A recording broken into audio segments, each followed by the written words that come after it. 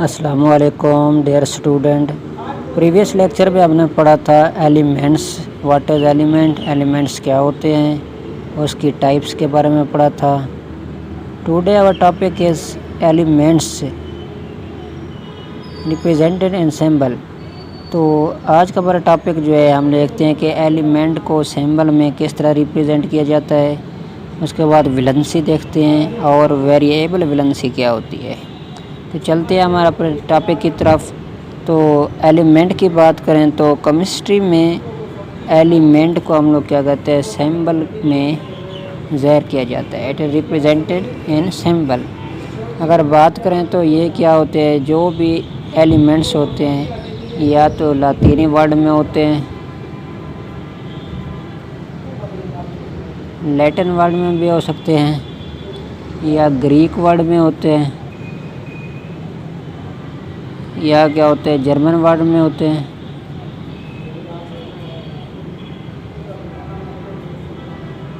इसके अलावा English word में भी हो सकते हैं।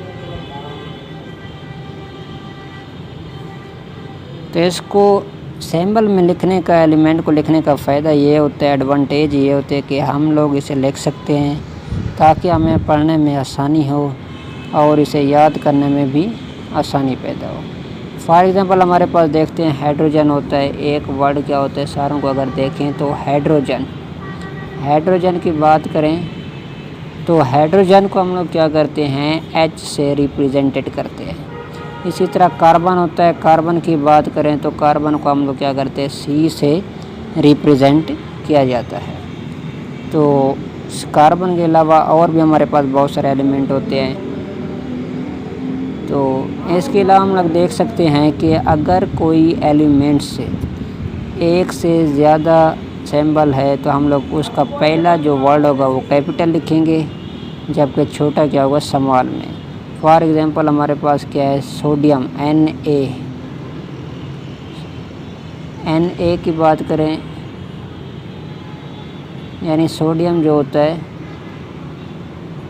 सोडियम, इसको हम लोग क्या करते हैं, Na से ज़ाहिर करते हैं। पहला हमारे पास एक वर्ड जो होगा कैपिटल होगा, जबकि दूसरा स्मॉल लेटर में लिखा जाएगा। तो इस तरह हम लोग क्या कहते हैं, किसी भी एलिमेंट को आसानी से याद कर सकते हैं और इसे शॉर्ट फॉर्म में लिख सकते हैं। दूसरे नंबर पे हमारे पास है विलेंसी क्या होती है। विलेंसी की बात करें, एक एटम का ये होती क्या है, इट इज़ कंबाइनिंग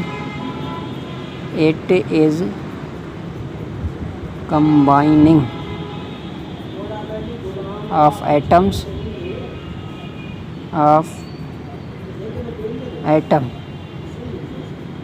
टू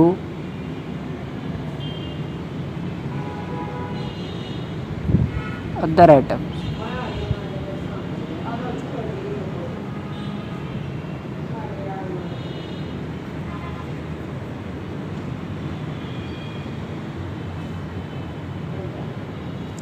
तो आगे हम चलते हैं कि एक एटम का दूसरे एटम के साथ मिलने की इस्तात जो होती है, यानी कैपेसिटी जो होती है इसकी, मीनिंग कैपेसिटी होती है, तो इसका हम लोग क्या कहते हैं, विलेंसी कहते हैं। या दूसरे लफ्ज़ में हम लोग कह सकते हैं कि आखिरी शेल में मौजूद जितने इलेक्ट्रॉन होते हैं वो उस एलिमेंट की विलेंसी कहलाती है। तो फॉर एग्ज़ाम्पल हमारे पास सोडियम की बात करें, Na होता है, इसका एटॉमिक नंबर होता है 11। तो पहले देखते हैं, तो ये हमारे पास क्या होता है, एटम होता है। उसका पहले शेल में कितने होते हैं, 2 इलेक्ट्रॉन आते हैं, और दूसरे शेल में हमारे पास 8 इलेक्ट्रॉन आते हैं। दूसरे शेल में 8 इलेक्ट्रॉन आते हैं, और लास्ट शेल में, इसे हम लोग वैलेंस शेल भी कहते हैं, तो इसमें 2 और 8 10 और 1 रहता है, ये हो जाएंगे 11। यानी आखिरी शेल में कितनी, 1 इलेक्ट्रॉन है। तो इसका मतलब क्या है, Na सोडियम की वैलेंसी क्या होती है, 1। इसी तरह अगर मैग्नीशियम की बात करें, Mg, तो इसका एटॉमिक नंबर 12 होता है। तो इसकी Mg की वैलेंसी कितनी होनी चाहिए, 2 होनी चाहिए।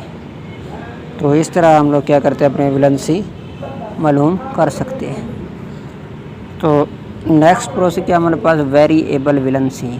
If an element show more than of one, अगर कोई भी एलिमेंट क्या करता है एक से ज़्यादा वैलेंसी जो है शो करता है तो उसको क्या कहते हैं, वेरिएबल वैलेंसी। तो जैसे हमारे पास क्या होता है वेरिएबल वैलेंसी, तो दूसरी तरफ बात करें तो वेरिएबल वैलेंसी की कुछ एलिमेंट क्या करते हैं एक से ज़्यादा वैलेंसी ज़ाहिर करते हैं, यानी some elements show more than one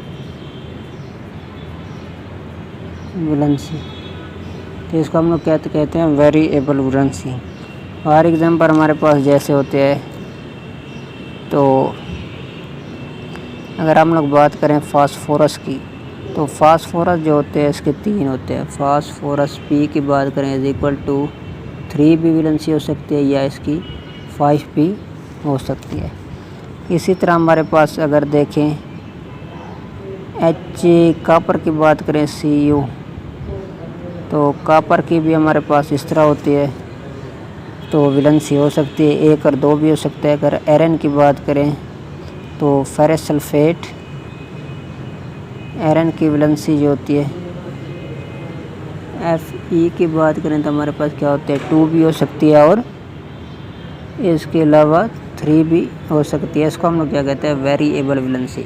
variable valency से मुराद अगर एक डिजिट से दूसरे वर्ड हों, यानी एक और वर्ड हो एक और वर्ड हो, तो then we can see that तो वेरिएबल वैलेंसी। थैंक यू, अल्लाह हाफिज़। आई होप आपको ये लेक्चर समझ आ गया होगा। प्लीज़ अगर आपको ये लेक्चर समझ आ गया तो लाइक करें, कमेंट करें यार, सब्सक्राइब भी कर दिया करें, ठीक है। तो अगर वीडियो पसंद है तो सब्सक्राइब भी ज़रूर किया करें, मेहरबानी।